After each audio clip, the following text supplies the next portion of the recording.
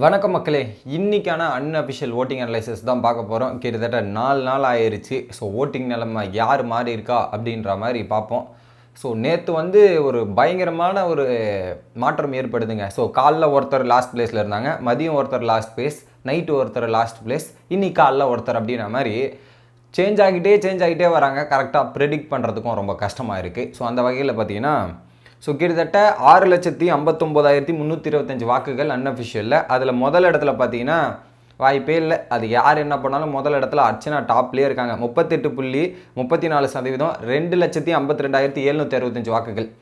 So அர்ச்சனாவை ஓரளவுக்கு நேற்று எபிசோடில் லைவில் பார்க்கும்போது பார்த்தீங்கன்னா அவங்களோட ஸ்டாண்டர்டில் அவங்க கரெக்டாக இருக்காங்க. பூர்ணிமாவுக்கு எதிராக ஒரு சில விஷயங்கள் பேசினது எபிசோடில் வரல.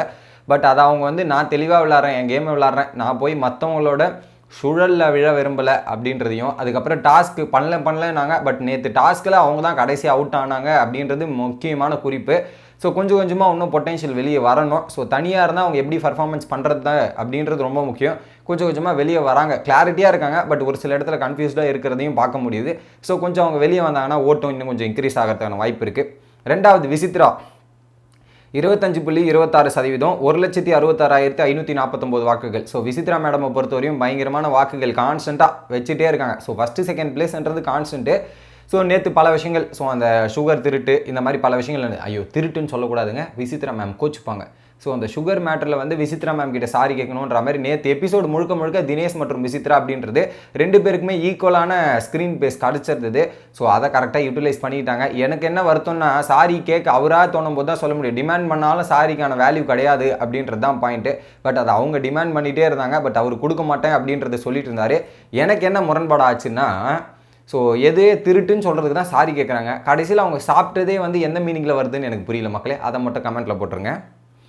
மூணாவது இடத்துல மணிச்சந்திரா 7.22%, 47,620 வாக்குகள். கிட்டத்தட்ட மணிச்சந்திராவுக்குமே விசித்ராவுக்கும் பார்த்தீங்கன்னா 1,20,000 வாக்குகள் இருக்குது.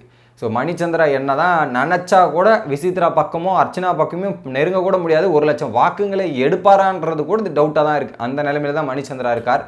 மணிச்சந்திரா பொறுத்தவரையும் ஓகே, இப்போத்தி இந்த வாரம் ஃபுல்லாக மணி ஓகே, நிறைய இடத்துல வாய்ஸ் அவுட் பண்ணுறாரு, பேசுகிறாரு, இதெல்லாம் நல்லா இருக்குது. கேம் இன்னும் கொஞ்சம் லிஃப்ட் பண்ணால் நல்லாயிருக்கும் அப்படின்றது என்னோட கருத்து. நாலாவது ரவீனா 6.1%, 40,186 வாக்குகள். கிட்டத்தட்ட 6,000 வாக்குகள் டிஃப்ரென்ஸ் இருக்குது மணி மற்றும் ரவீனாக்கு. ஸோ அதே கான்ஸ்டண்ட்டாக போயிட்டுருக்கு. ரவீனாக்கு ஏறவும் இல்லை இறங்கவும் இல்லை, அப்படியே நடுநிலையாக இருப்போம் அப்படின்ற மாதிரி அவங்களோட கேமும் அப்படி தான் இருக்குது. இப்படி தான் போயிட்டுருக்கு அப்படின்றது தான் பாயிண்ட்டு. அடுத்தது பார்த்தீங்கன்னா பூர்ணிமா 5.89%, 38,859 வாக்குகள். கிட்டத்தட்ட ரவீனாக்கும் பூர்ணிமாக்கும் 1,200 வாக்குகள் டிஃப்ரென்ஸ் இருக்குது. நேற்று மதியம் பூர்ணிமா தாங்க லாஸ்ட் பிளேஸில் இருந்தாங்க. திடீர்னு இன்றைக்கி பார்த்தீங்கன்னா எப்பயோ புசுன்னு ஏறி 5வது இடத்துக்கு வந்திருக்காங்க. ஸோ நிறைய விஷயங்கள் நேற்று பூர்ணிமாவுக்கு எதிராக ட்விட்டர்லேயும் சரி எல்லா இடத்துலையும் பரவிட்டே இருந்தது. ஏன்னா நைட்டு புலம்புறர்கள் வீடியோ நிறைய வைரல் ஆகுது. ஸோ அந்த மாதிரி தான் அவங்க புலம்பிட்டு இருக்காங்க. அதை கொஞ்சம் நிறுத்தினா கூட அவங்களுக்கு ஒரு பாசிட்டிவான இம்பாக்ட் கிரியேட் ஆகுங்க. புலம்பி அது வேறு மாதிரி கன்வெர்ட் ஆகிடுது அப்படின்றது தான் பாயிண்ட்டு.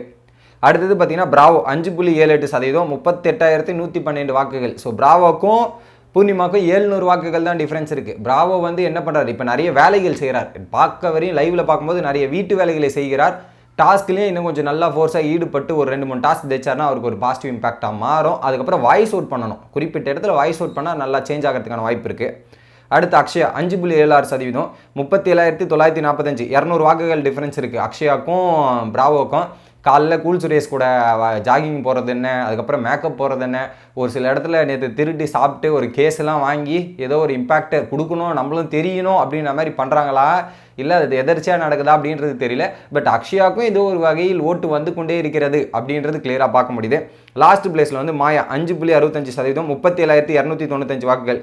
கிட்டத்தட்ட 700 வாக்குகள். அக்ஷயாவுக்கும் மாயாவுக்கும் 700 வாக்குகள் டிஃப்ரென்ஸ் இருக்குது. மாயா 2 வாரம் ஒரு சைலண்ட் மோடில் இருக்காங்க. ஸோ இந்த வாரமும் பார்த்தீங்கன்னா நேற்று ஃபன் பண்ணிட்டு இருந்தாலும் ஓகே இங்கே அங்கே, ஆனால் டபுள் கேம் இல்லாத மாதிரி பண்ணிட்டு இருந்தாங்க.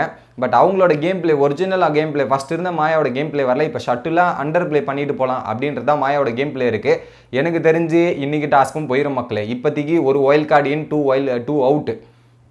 அக்ஷயா, மாயா, பூர்ணிமா மற்றும் பிராவோ இந்த 4 கேட்டகரி தான் இருக்குது.